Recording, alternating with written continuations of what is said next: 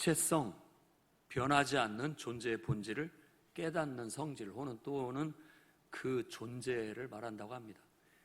이렇게 사전적인 의미를 얘기하면 좀 우리 머리가 약간 좀 어렵습니다. 쉽게 얘기한다면 나는 누구인가? 그것에 대한 질문의 답입니다. 나는 누구인가? 어느 순간 내가 아주 더 절절히 내 자신이 의식될 때 나는 누구인가? 내가 지금 뭘 하고 있나? 라는 그런 깊은 생각이 들면서 우리가 거기에서 답할 수 있는 어떤 것, 그게 바로 정체성이라는 겁니다. 그래서 이 자아 정체성이라는 용어는 에릭슨이 우리에게 만들어서 가르쳐준 용어이고, 또 자아 개인뿐만 아니라 또 문화적, 또 민족적, 국가적 정체성도 있습니다. 이게 아무것도 아닌 것 같지만 이런 정체성이 확립되지 않으면 묘하게 사람들이 방황을 하게 되고 제대로 된 삶을 살 수 없다라는 것이 사회 심리학자들의 얘기입니다. 그러니까 가만히 보면 사람들은 뭔가를 통해서 안정을 찾고 뭔가를 통해서 자기의 삶을 꾸려나가요. 그걸 신념이라고도 얘기할 수 있을 겁니다. 우리식으로 얘기하면 믿음인 거죠. 믿음이 없으면 세상을 해석할 수도, 세상의 의미를 부여할 수도, 세상을 살아갈 수도 없다라는 얘기예요. 그러니까 이 말을 좀 더 확대해서 해석해 보면 이렇습니다. 야, 나는 하나님 안 믿어. 난 내 주먹을 믿고 산다. 나약한 사람들이나 교회 다니고 하나님 믿는다고 하지 라고 하는데, 자, 그 말을 분석을 해보면 우리는 하나님을 믿는 믿음이라는 토대를 가지고 안정감을 얻고 그 속에서 나의 자아를 키워가고 확장해가면서 내 삶을 살아나갑니다. 그러면 내 주먹을 믿는다는 사람은 바로 그것이 그 사람의 종교예요. 우리는 우리의 종교를 갖고 있고 그 사람은 내 주먹을 믿는 종교를 갖고 있는 거예요. 오랜 역사를 통해서 검증되어 와서 알다시피 자기 주먹을 믿으라는 사람들도 당장 처자식 앞에, 먹고 사는 일 앞에, 질병 앞에, 어려운 난관 앞에 자기 주먹은커녕 아무것도 믿을 게 없다라는 걸 알게 됩니다. 그러니까 그냥 허세인 거죠. 허세. 왜곡된 신념이고 왜곡된 가치관인 거예요. 우리 모두는 나름대로의 그 땅의 신학처럼 우리가 삶을 안정되게 뿌리박고 살아갈 만한 터전이 있어야 됩니다. 물리적인 터전뿐만이 아니라 모든 심리적인, 영적인 이 공간이 필요해요. 그 공간 속에 우리가 딱 자리를 잡고 안정을 얻어가면서 그 속에서 적과 꿀이 흐르는 삶을 펼쳐나갈 수가 있게 된다라는 겁니다. 그러니 정말 성경의 위대한 가르침, 성경의 위대한 사상에 여러분들은 깊이 감사하고 그 사상과 그 가르침의 틀 안에 내 자신을 발견하고 그 속에 내가 뿌리를 내리고 그 속에서 하나님의 창조주 하나님의 무한한 능력을 공급받아서 정말 넘쳐나는 풍성한 삶을 살아가는 것이 복 중의 복이다. 그렇게 여기고 살아가는 정체성을 갖고 나아가시기를 바랍니다. 네, 우리가 말하는 종교, 으뜸 종자에다가 가르칠 교자예요. 으뜸된 가르침이라는 말이에요. 그럼 으뜸된 가르침이라는 게 뭐냐? 바로 이 사람이 나는 누구냐, 나는 어떻게 살아야 되냐라는 그 가르침에 그것을 가르쳐주는 교육이라니까요. 그래서 우리는 그걸 통해서 나를 이해하고 세상을 이해하고 하나님을 발견하고 그분을 배워가면서 우리에게 주어진 삶을 펼쳐 나가게 되는 겁니다. 그러니 정말로 이 신앙이라는 게 얼마나 중요한지를 여러분들이 다시 한번 깨닫고 이 신앙의 정체성의 토대 위에 여러분의 삶이 뿌리내리고 꽃 피울 수 있기를 바랍니다. 자, 히스기야 왕의 업적, 그 중에서도 오늘 말씀에 주된 이야기는 유월절 절기를 성대하게 지켰다라는 겁니다. 그럼 우리 생각에는 그 뭐 유월절 매년 똑같이 지키는 절기가 뭐 대단하냐라고 생각할지 모르지만 솔로몬 왕 이래로 한 번도 유월절다운 유월절을 제대로 지켜본 적이 없다고 성경은 얘기합니다. 솔로몬 왕 이래로 남과 북이 분리되어졌습니다. 북쪽 사람들은 남쪽에 와서 유월절을 지킬 수가 없었어요. 지킨다고 하면 이 유다와 베냐민 지파 일부가 지킬 수 있었는데 그것도 제대로 지키지 못했다고 성경은 얘기하고 있습니다. 그래서 하나님에 대한 열심이 충만한 히스기야가 즉위한 이래로 자기 아버지가 성전 문을 걸어 닫아버리고 온갖 우상으로 더럽혔던 성전을 18일 동안 다 청소해내고 그동안 재구실 못하고 있던 제사장 레위인들 다 불러다가 정결케 하고 제 역할을 할 수 있도록 한 다음에 이제 자기 이 남쪽 왕국뿐만 아니라 북쪽, 이미 북쪽은 자기 아버지 아하스 왕 때 나라가 아수르에 의해서 멸망당해버렸습니다. 나라가 망해버렸어요.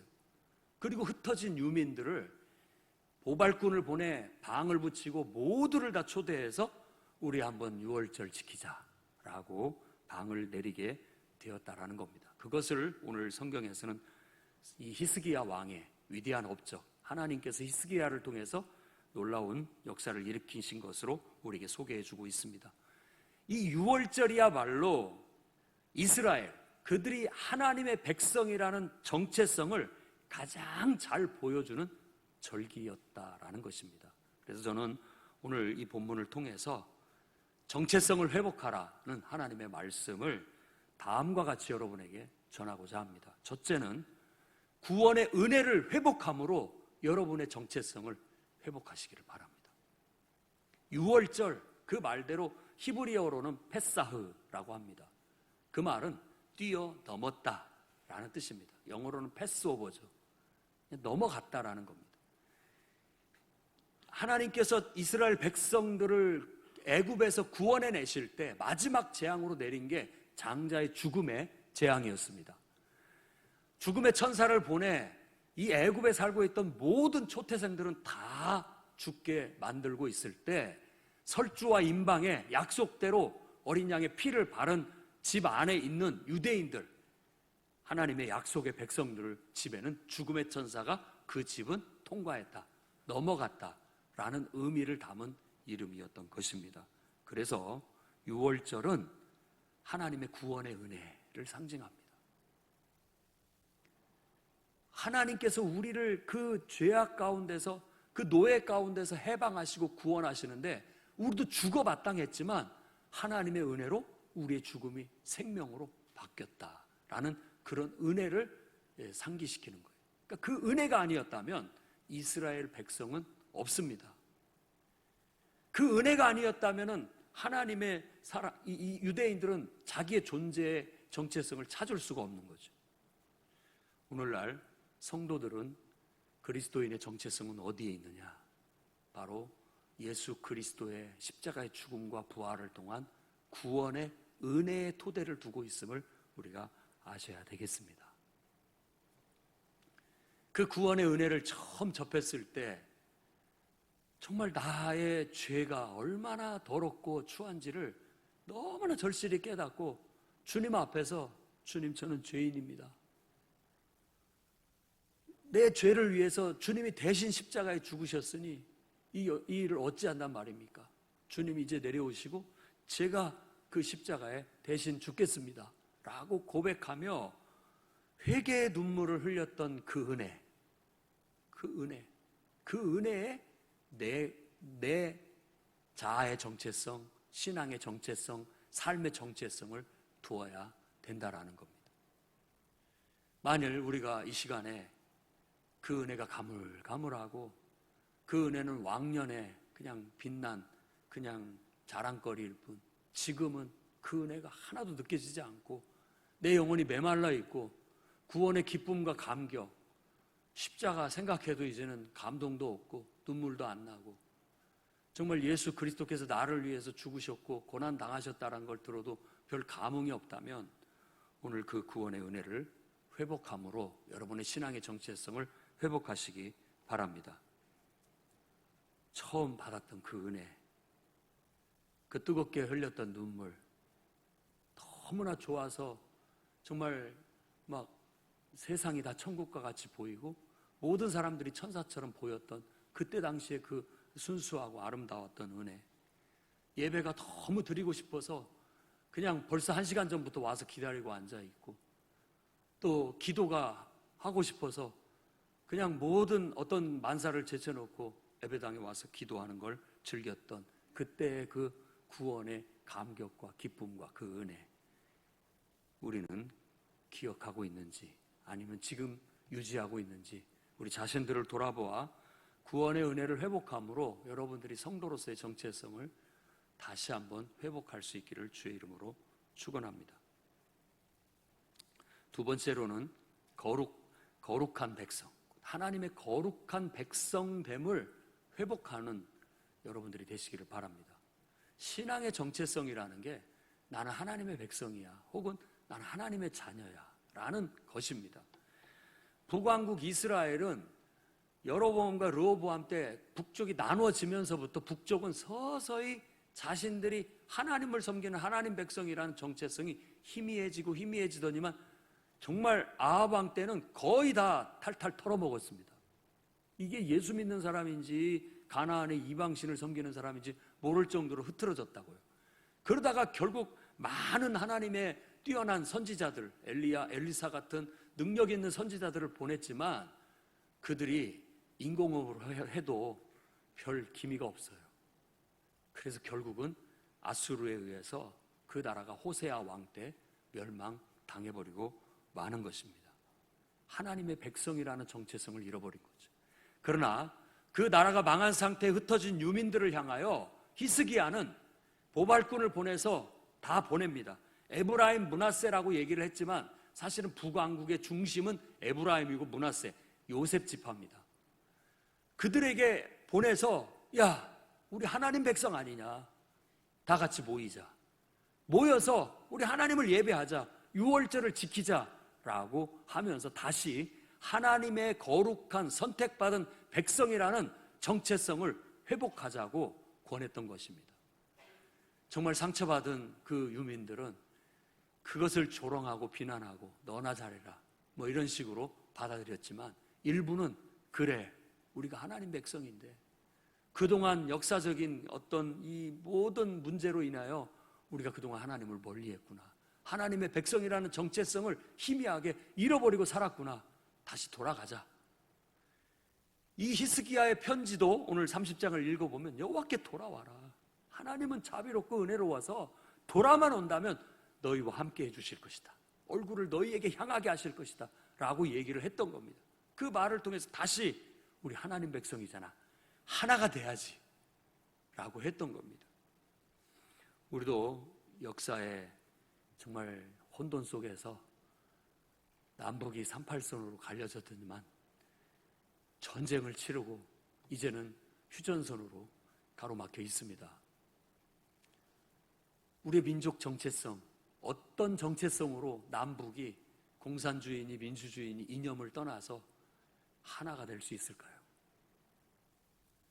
가만히 보면 사람의 힘으로 논리로 되는 게 아닙니다. 그런 것으로 하려면 풀어가기가 너무나 어렵고, 또 우리만이 아니라 주변의 열국들의 이해관계가 또 있어가지고 곱게 보지를 않기 때문에 하기가 어렵습니다.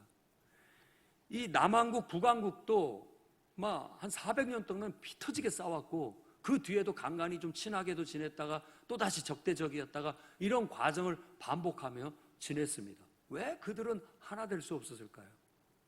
오늘 성경에서는 바로 하나님의 거룩한 백성이라는 정체성으로 하나 될 수 있는 가능성이 있다고 말해주고 있는 겁니다.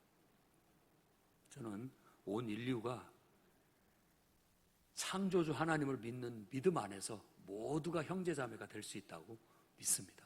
그것이 바로 기독교 정신이고, 그게 바로 기독교의 구원관이고, 그게 바로 세상을 평화롭게 변화시키는 능력의 진리이고 말씀이라고 확실히 믿습니다. 정치의 이슈로 되지 않습니다. 또 국가적인 어떤 이념으로도 여러 가지 폐단이 있기 때문에 그것도 어렵습니다. 그런데 결국 하나님께서는 강권적인 역사로 북왕국을 탁 망하게 하셔서 사마리아를 완전히 뿌리채 뽑아 흩어버림으로 인하여서 결국은 인간이 고수해왔던 이념, 인간이 고수해왔던 자기들의 정치, 모든 것 다 헐어버리니까 비로소 하나님 백성으로서 하나가 될 수 있었다라는 거예요.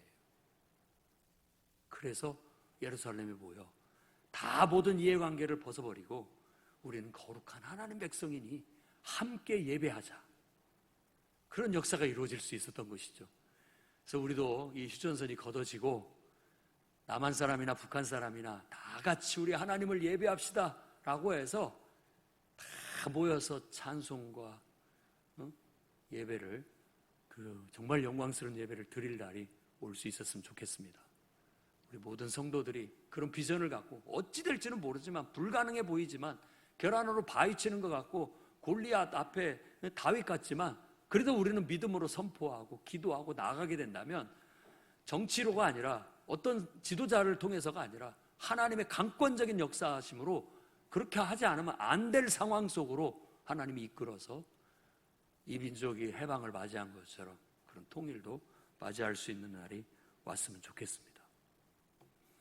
오늘 또한 여러분 개인적으로도 우리가 거룩한 하나님의 백성이라는 사실을 잊지 마십시오. 신약 성경에서는 이 거룩한 하나님의 백성이 이제 예수 그리스도를 믿는 믿음의 사람들에게 이어져 흐르고 있다라고 얘기를 하고 있고, 이젠 예수 그리스도는 우리의 머리가 되신 왕이요 그분의 지체를, 몸을 이루고 있는 우리는 지체들이라는 사상을 가르치고 있습니다.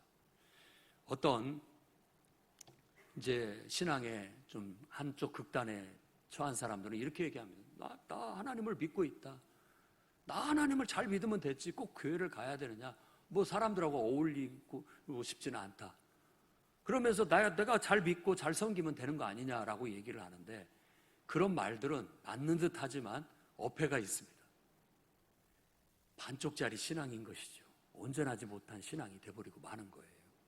사실 여러분들도 태어나자마자 바로 가족 구성원이 바로 된 거 아닙니까? 여러분이 뭐 가족 구성원이 되기로 서약을 하고 거기다가 무슨 법적인 사인을 해가지고 된 것만이 아니라 그냥 태어나자마자 엄마 아빠가 있고 형제 자매가 있는 것처럼 우리도 예수 믿고 하나님 앞에 구원의 은혜를 받고 딱 보니까 나 말고도 하나님을 통해서 구원받은 하나님의 형제 자매들이 많이 있는 거예요.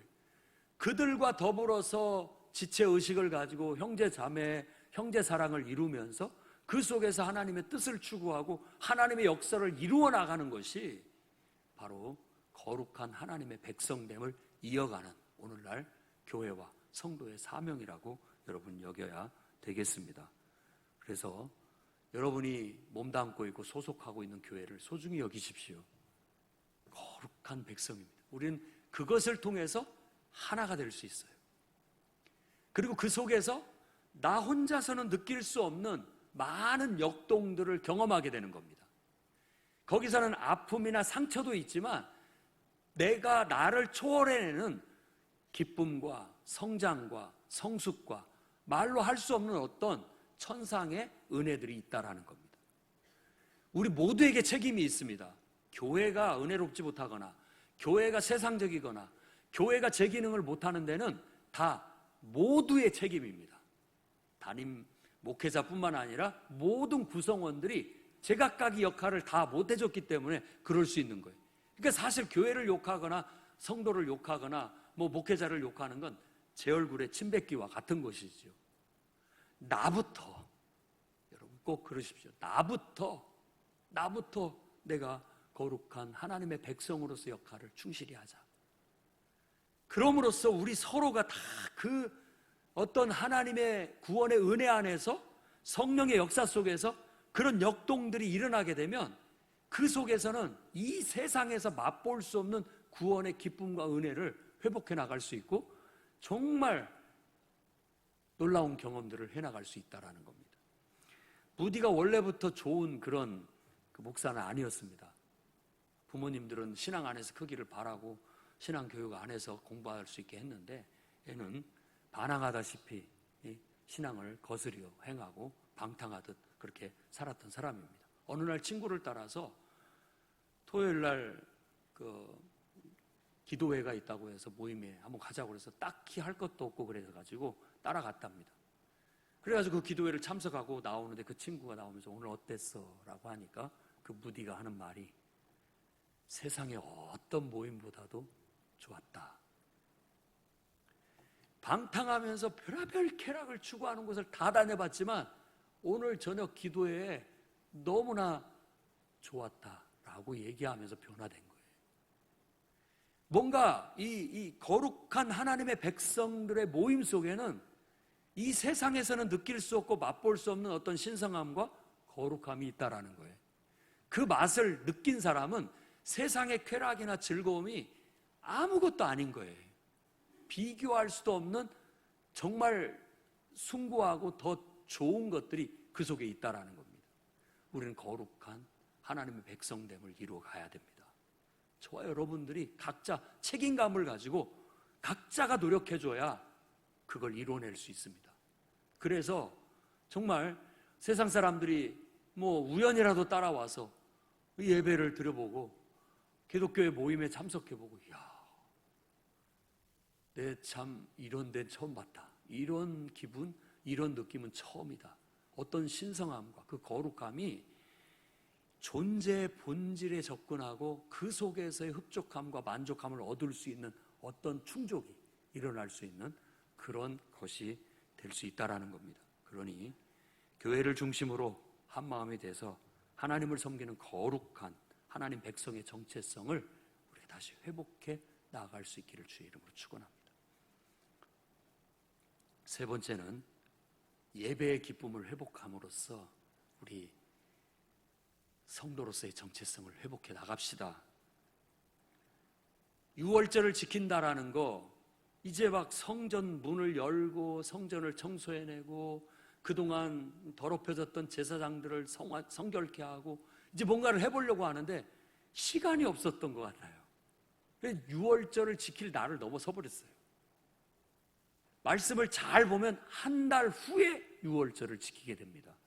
그 이유를 이는 3절 말씀에 성결케 한 제사장들이 부족하고 백성도 예루살렘에 모이지 못하였다. 그래서 정한 때에 지킬 수 없었다라고 얘기합니다. 한 달 후에 2월 14일에 지키게 된 겁니다. 그들이 모여서 그동안에 부정했던 모든 것들을 씻어내버리고 다시 잃어버렸던 정체성을 회복하면서 거룩한 예배를 드리기 시작합니다. 다윗의 찬양이 울려 퍼지기 시작하면서 희생 번제가 드려지고 속죄제가 드려지면서 얼마나 은혜롭게 그 부활절을 지켰는지 일주일로 부족했어요. 일주일 더 합시다 해가지고 2주 동안 그 유월절을 지키는데 예루살렘에 솔로몬 이래로 이렇게 큰 기쁨이 없었더라라고 성경이 그렇게 말합니다. 그게 바로 예배의 기쁨인 것이죠. 참 지금 현대 사회는 여러 가지 문제가 많이 있다 보니 코로나19로 인해서 비대면 예배 그리고 또 소수 인원만 허용되는 그런 대면 예배가 주기적으로 이렇게 반복되다 보니까 뭔가 좀 해보려고 하면 또다시 이렇게 되고 그러다 보니까 우리들의 예배의 기쁨도 다소 사그라진 것이 아닌가.